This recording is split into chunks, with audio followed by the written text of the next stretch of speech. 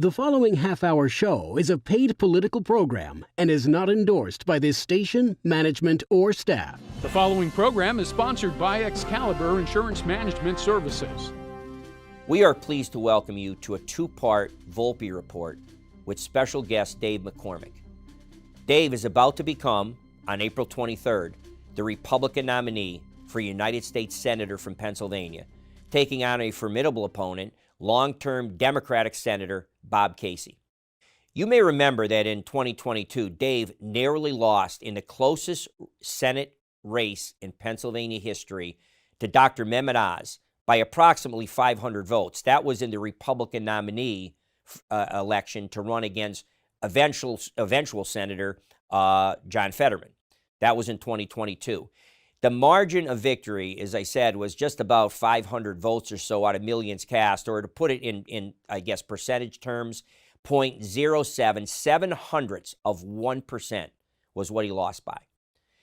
We bring him back today because last fall he announced that he would be again seeking the Republican nomination, and this time he has it locked up as he's running unopposed. He is going to attempt to flip the seat, as we have said.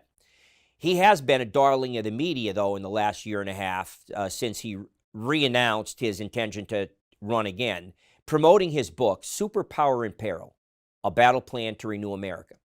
Just to mention a few national media outlets he's been on over the last year, he's been a special guest of Mark Levine and Sean Hannity on Fox National News. He was featured in the Wall Street Journal in a story by the Barton Swain, as well as a story by Selena Zito in the New York Post. And today, we bring him to you, Northeast and Central Pennsylvania, for two shows.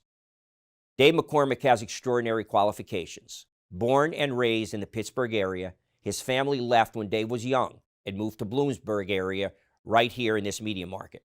Dave's father, James, was president of Bloomsburg University and chancellor for the Pennsylvania state system of higher education.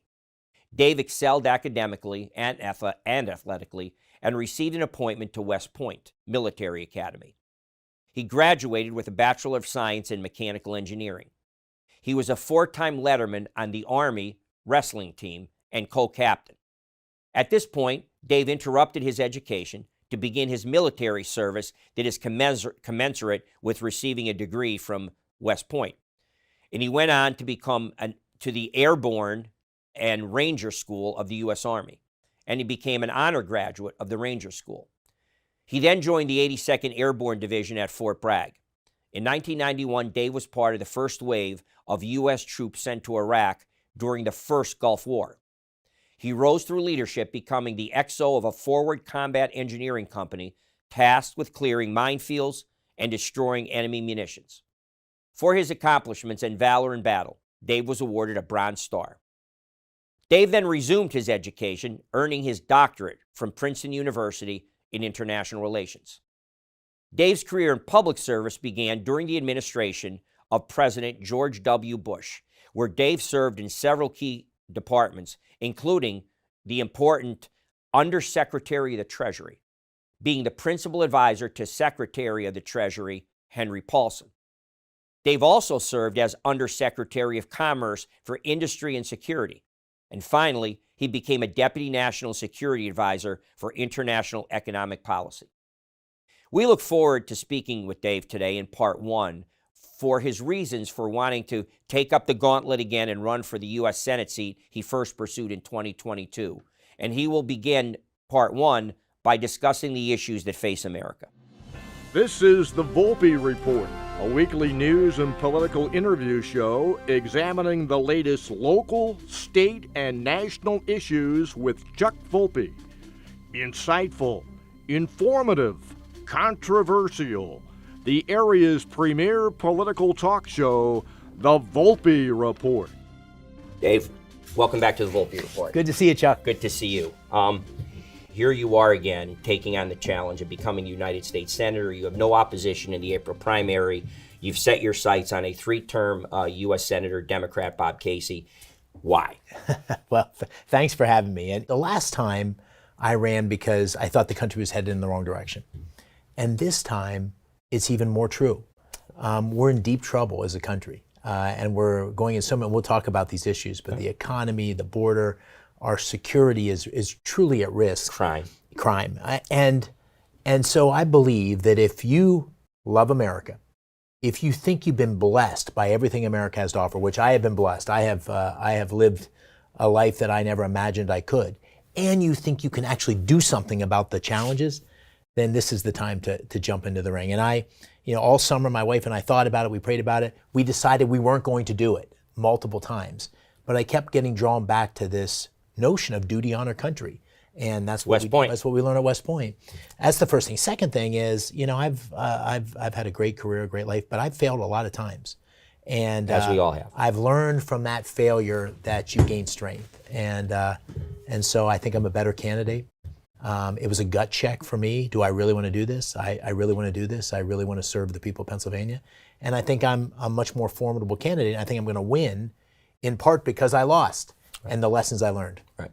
Well, I've said about my own life, Dave, and I'm sensing that from you, that, the Lord works in mysterious ways. For sure. And my father had a way of saying, he said, Chuck, when one door closes, another one opens.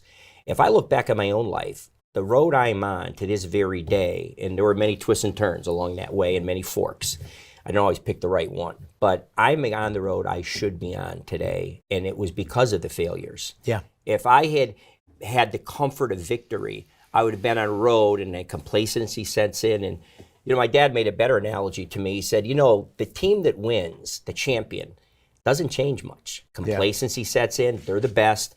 But the team that loses, that gets beat, obviously knows what didn't work, has to go right work. And that's why you've heard the old expression in football parlance, it's tough to beat the same opponent multiple times. Yeah. Well, I find that we end up on the road the Lord intended us to be on. You are clearly on that road. So Godspeed in your endeavors, Dave. Thank you. So we talked about the issues. Let me just go through the laundry list in the sense, even though you're not, let's say, on this show, obviously every so once in a while, my audience hears these issues, so they know what I rail about and what I'm upset about. So I'm going to take them in no specific order. Let's start with the first thing.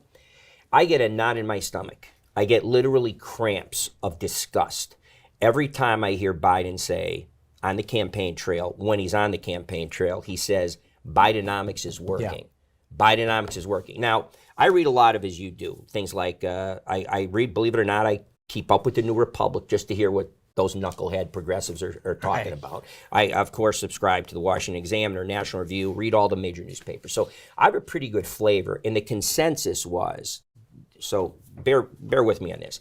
Usually when you floated a talking point, a spin point, something you want to go with as your messaging, and it doesn't work, it gets retired. Right. I know I went through many of them myself. And they trotted Bidenomics out like about a year and a half ago. And by all accounts, the critics pounced. It felt dead, done. Look, everybody's suffering. Don't say Bidenomics again.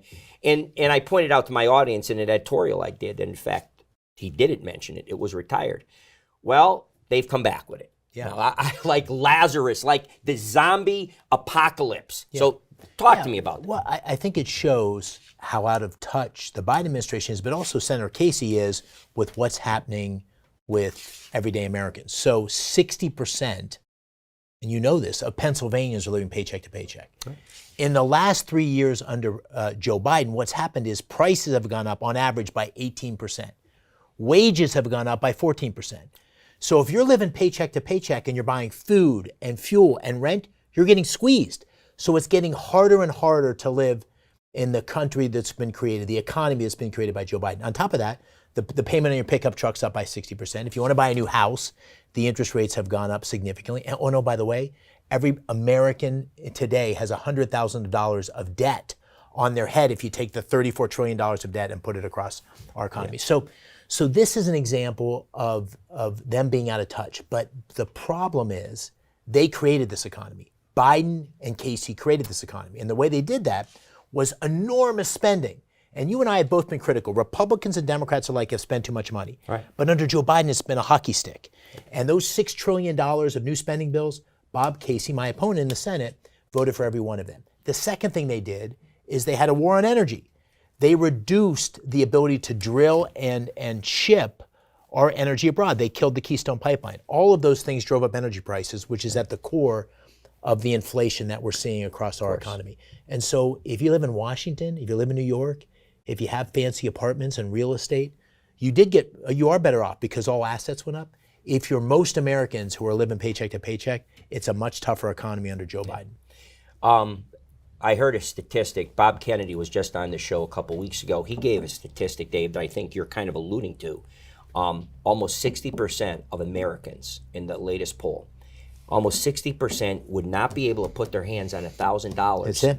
if they had an emergency. No, yeah, that's right. If your car blows up, if you have a small fire, You lose your job. Yeah, this isn't an annoyance.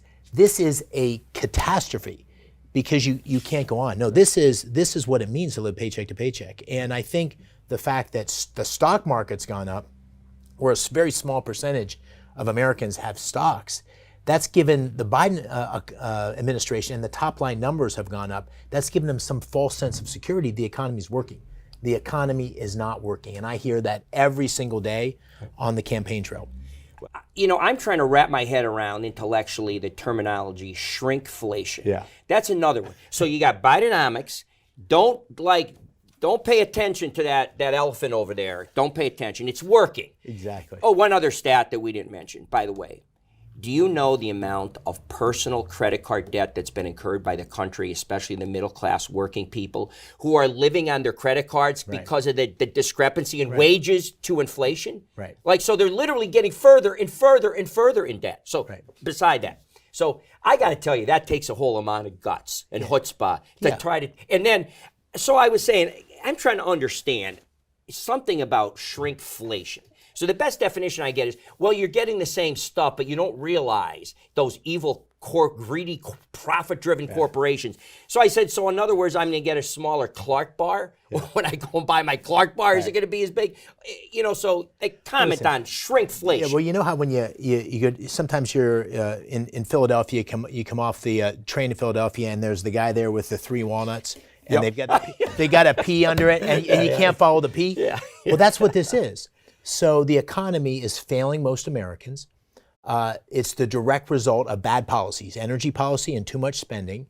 And so in an effort to hide the ball, President Biden and Senator Casey, this is Senator Casey's signature thing, is he's come out and said it's greedflation, it's shrinkflation, when the cause could not be more clear of what we're dealing with. Now let me say the following, and every mainstream economist, these are big Democrats, Larry Summers, Jason Furman, people that work for President Obama and Biden are all saying, no, the cause of inflation is too much spending and bad energy policy, which has drove up prices. So there's not serious people saying that the problem. Now, I'm sure there's some company somewhere that is, raising prices more than the cost of inflation. So I'm not defending big corporations, but this is what happens when you have a bunch of people making arguments and making policy who have never run a business, who don't know what it's like to make a budget because they've never had to make a budget, don't know what it's like to create a job. When you have a bunch of people who are somehow disconnected from what it takes to create an economy, small businesses like yours are what create 80% of the jobs in America, then you come up with crazy ideas, like the government is somehow going to solve the problem by dictating how many potato chips should be in a bag or something like that. Right. This is what happens when the socialist progressive agenda hijacks policy and takes us in the direction of the left. And that, unfortunately, is what's happened with President Biden and Senator Casey.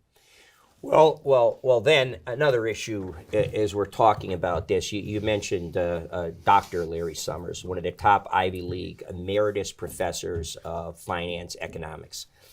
Because of that, he served as Democratic President Barack Obama's cabinet secretary of the Treasury.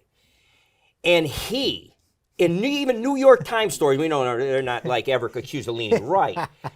He says it. Look, I literally, again, on another interview I did, I literally excerpted a whole paragraph about what he said. He said, how about this prescient prediction? He said, if you put another $2 trillion into the economy, and after what you already put in, and after what President Trump put in the last year of his term, here's what you're going to get. You're going to have runaway catastrophic inflation. And he said, here's what's going to happen next. The Fed is going to start exponentially increasing the benchmark rates, and interest rates are going to go up and up and up and up. And guess what that gets you? Right into a major recession. They won't even say the R word. It looks like a recession to me. I don't know what's going on out there.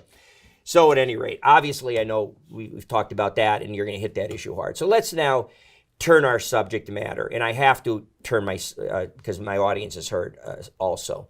This government intervention in ways that I believe is counterintuitive and wrong in terms of some of their use of governmental regulation and authority to effectively, I'll say, socially engineer would be the words, Dave, America, in terms of their DEI that's taken over. You would know about this with your business background. ESG, environment, social governance, is what it stands for. But see, the government is complicit in that.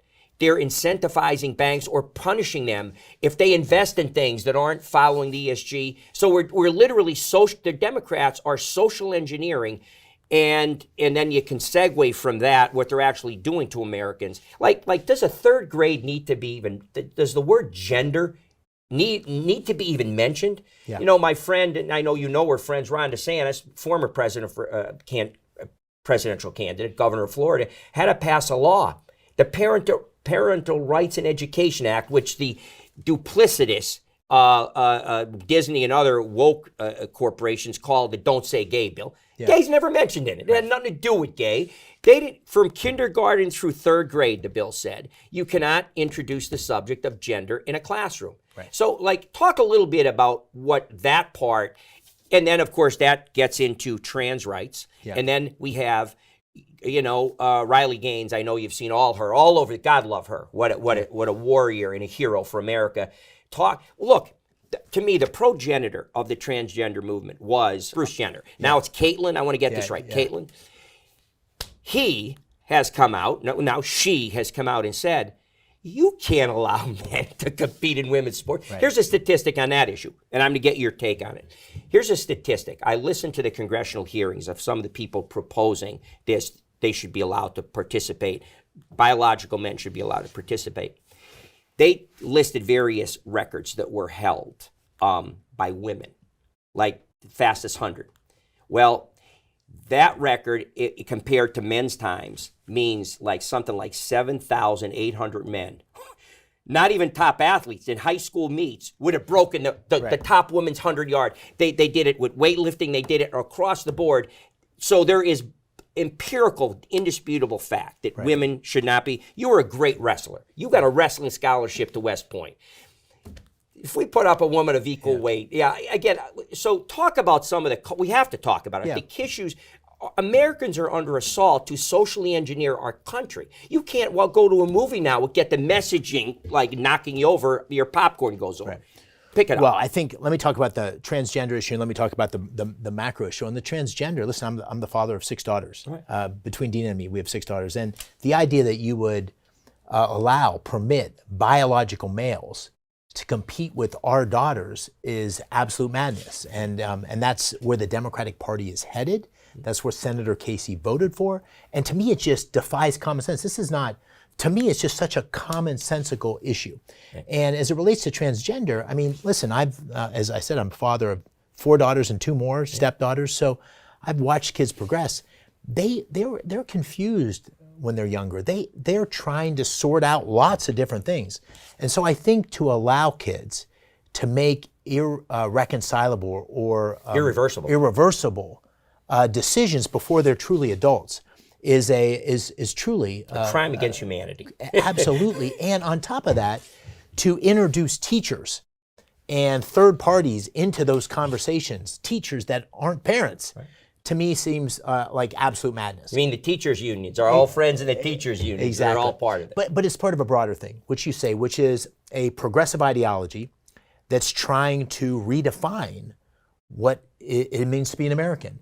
The guiding principles that should guide America. You see this happening on the campuses with the marching post October 7th, where the world's defined between the oppressed and the oppressors. That's the model to understand history, to understand everything, and it takes you down a very dangerous path. We see it with the Biden administration's approach to climate change. Now listen, I'm here to tell you that I am a Republican who believes deeply in conservation and protecting the environment, but this is a false choice. And the idea that they've taken trillions of dollars to completely re-engineer our economy, to have an outright war against fossil fuels, and in the process to make us incredibly dependent on China for lithium batteries that go into our electric vehicles or solar panels as we're redefining our economy. This is an ideology that's totally gone amok. Let me give you one more example. The military, which I obviously spend a lot of time thinking about. I was a West Point grad. I served in the Army for 5 years. Under the Biden administration, the U.S. Army released its climate change strategy before it released its warfighting strategy. When you start to embrace this ideology, as this progressive ideology, as the defining goal, you begin to distort everything that makes sense about America. The basic fundamentals of free enterprise, of merit is the driver of what's, and that's why I'm so deeply opposed to it. And what's happened, I think, is the Democratic Party has shifted further and further to the left. It's more and more out of touch with mainstream America. And this is frankly what's happened to Pennsylvania Senator Casey. The guy that ran for office and won 18 years ago is a very different guy in terms of how he's voting and the ideology he's supporting today. And one more point on the military. Again, I've done so many views now, I could talk about these subjects. How about the issue of what DEI has done to our military relative to promotions and battlefield command promotions and decisions? What the heck does that have to do with learning how to kill the enemy at the end of the day, right, and defend America? Right. What the heck does that have to do? This isn't a kumbaya session, it's right? Warfighting. Yeah, the entire purpose of the military is to kill the enemy.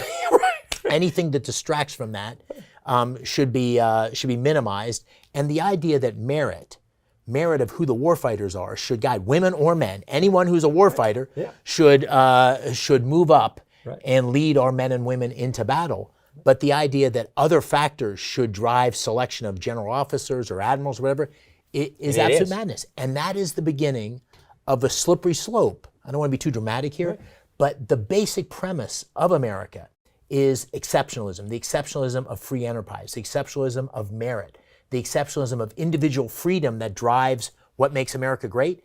The DEI ideology and the progressive ideology is going dead center at undermining those building blocks of America.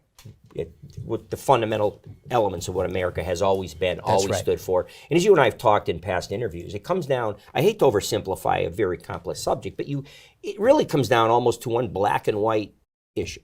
You either believe government's function is to create an environment of freedom and opportunity, and they're there to protect those rights, the pursuit of happiness, or you believe government's function is to tell you what rights you have.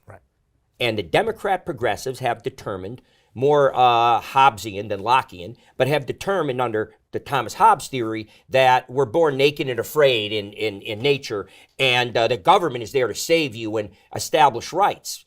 And of course, under the John Locke theory, thanks to guys like Madison and Jefferson and those folks, classic liberals, by the way, Democrats as we would define them today, are understand that government's object is to protect and preserve those rights. So these are fundamental things. And what I view from where I sit in this chair, Dave, is that the shift in the far left Democratic Party that's hijacked the party I was a proud member of for 45 years.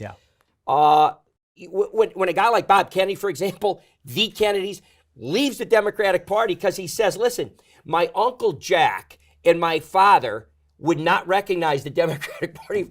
Look, if that's not an indictment, more than my humble opinion, how about that for an opinion? Well, for sure, and it's the old Ronald Reagan line comes to mind of the scariest words in the English language are, I'm from the government and I'm here to help you. Yeah, exactly right.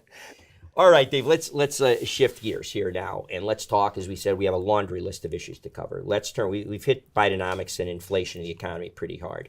Let's turn our attention to the issue of crime that's ravaging America. Thanks to George Soros-funded Democratic, progressive, liberal district attorneys and other prosecutors, federal prosecutors appointed by Democratic presidents, that are turning a blind eye to crime. They're not prosecuting it because the whole criminal justice system apparently is systemically racist. And they're not enforcing crime. I've done a view, for example, on Darrell Brooks, the miscreant who ran down and killed children and older folks in a parade when he had been arrested just earlier on other felony serious charges, and then compounds that by trying to run over his wife in the same vehicle he used to slaughter those people, didn't spend any time in jail. Right. He didn't have to post bond. He walked out the door, get out of jail free. The Democrats passed him. And then a few days later, he ran over those people and killed them in the parade. Yeah. They're not prosecuting crimes in box stores. I did a view on San Francisco. Schellenberger did a book entitled San Francisco, How Progressives Ruin Cities. So your comment on what the Democratic leadership has done to this country as far as enforcing and prosecuting criminals? Well, we see it here in Pennsylvania. So in Philadelphia, Larry Krasner, the Soros-funded prosecutor, has put in place a policy where if you steal less than $1,000, you aren't prosecuted, right? You're good. I mean, you know Philadelphia. You walk down Walnut Street, Rittenhouse Square, these beautiful parts of Philadelphia. That's where the riots happen, where people are literally breaking the window at Foot Locker and looting and stealing things, and the police can't bring this under control. It's an absolute travesty. I was in Chester County, and violent crime, felons, the whole thing, murder rate at an all-time high, all in Philadelphia. I was in Chester County, I don't know, a month and a half ago. I walked into a sporting goods store. There was a woman proprietor, and I said, hey, tell me, how are sales? She said, sales are great. Gun sales are going through the roof. And I said, who's buying? She said, women. Suburban women buying handguns. If you look at the gun sales around the counties, the collar counties outside Philadelphia, they're on the rise dramatically because people are terrified from the crime, the carjackings coming out of Center City, Philadelphia. Now, I live in Pittsburgh. I went to meet with the FOP, the Fraternal Order of Police in Pittsburgh last week. In 2020, they had 1,000 police officers. Today, they had 750 on the way to 650. That's having a huge impact on crime. Literally, in my neighborhood, there used to be 6 patrol cars patrolling. Now there's 3 in the middle of the night. If you have a crime happen to you, if it's not in progress, they don't come. You report it by phone. This is, you think about what disintegrates a society is when you lose the basics of law and order. It's starting in our cities, it's progressing, and the thing that's making it much worse, scarily worse, is fentanyl. We'll talk about that with the border, but the fentanyl crisis in Pennsylvania, combined with these liberal prosecutors who aren't putting criminals in jail. And again, I want to say, out of all fairness, Bob Casey's been terrible on this. Last week, he got an endorsement from Indivisible Philadelphia, which is a defund the police movement. He's voted for sanctuary cities. He's voted against putting more money on the border with Border Patrol. He's voted against Kate's Law, which should have prosecuted illegal immigrants who are felons that come back into the United States. And he has said, as you just said, that the liberal left says that the problem with our law enforcement is systemic racism. That's what Bob Casey said. This is why we can't recruit folks for our state police. This is why in Pittsburgh, despite a new police officer making $65,000 a year, they cannot recruit enough people to fill these slots. And until we get behind the people who wear the uniform, and I've worn a different uniform, but so I feel this very, very much in my heart. Until we get behind the people, the men and women in blue, and say, listen, we are so grateful for what you do. Of course, there's some bad apples. There's bad apples in every organization. When there's a bad apple, you throw them out and you take care of them. Yeah. But we should be honored by the commitment they make to all of us. And without them, we're going to lose our society. And Dave, on that point, well spoken. I think it's regrettably this time comes where we've covered so much and we've run out of time, which is why we're going to be coming back next week with Republican nominee for United States Senate, Dave McCormick, for part 2 of this special 2-part edition on why he wants to be a United States Senator. And in part 2, we will be discussing the Israel war with Hamas and what that means, the geopolitical implications for the world, as well as the insidious infiltration of China into our intellectual property, into our supply chains, and the threat they present to the national security of the United States. That'll all be in part 2. I hope you'll join us next week with Dave McCormick, part 2.